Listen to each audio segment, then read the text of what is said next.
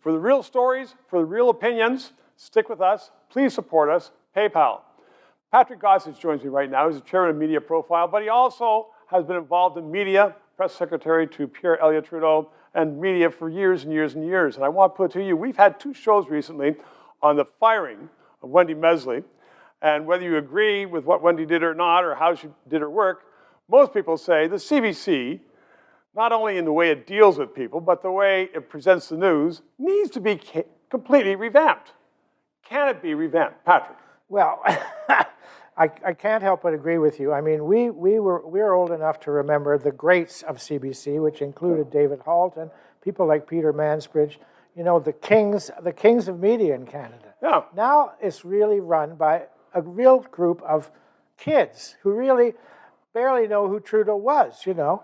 But more than that, though, and I mean, I'm talking about the news. I'm talking about the news. Yeah, but the people behind, one, they don't know the news, they don't know the history, but sometimes you look at or hear the news, and you say, this isn't relevant, this isn't the news. No, it's all... They've spent billions on milquetoast. It's all soft news, and you know, we're missing an authoritative voice that actually tells us what we need to know. Is that possible to have these days? Well, I'm not sure. I'm not sure with the. I mean, it's a lot about personalities, as you know, and I mean the loss of people like Wendy and the sidelining of people, you know, that occurs all the time.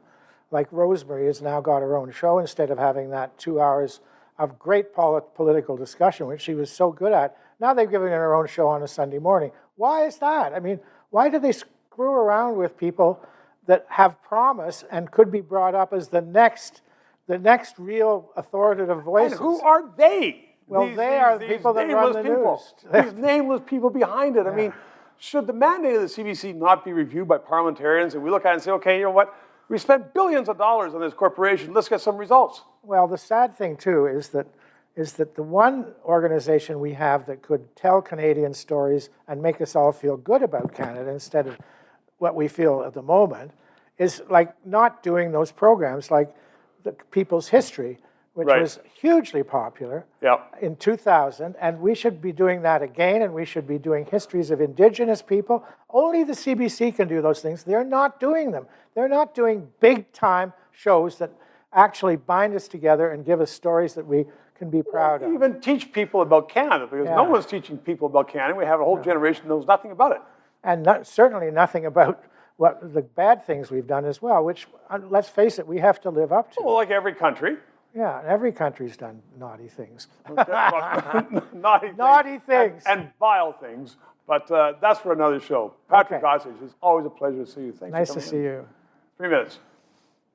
Our Prime Minister, Justin Trudeau, recently stood up in the House of Commons and prefaced his remarks by saying, and we will only work from the facts, quote, unquote, and then proceeded to lie by saying Britain was in a horrible, horrible third wave, trying to show, in fact, that Canada was not the worst in the world. Britain, though, had vaccines. Canada did not. And this was not reported in the mainstream Canadian media, the media paid for by Justin Trudeau.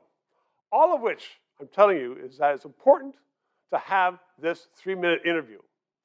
Please subscribe, ask your friends to subscribe, and press that PayPal thing so we can continue on to bring you the news you otherwise might not know.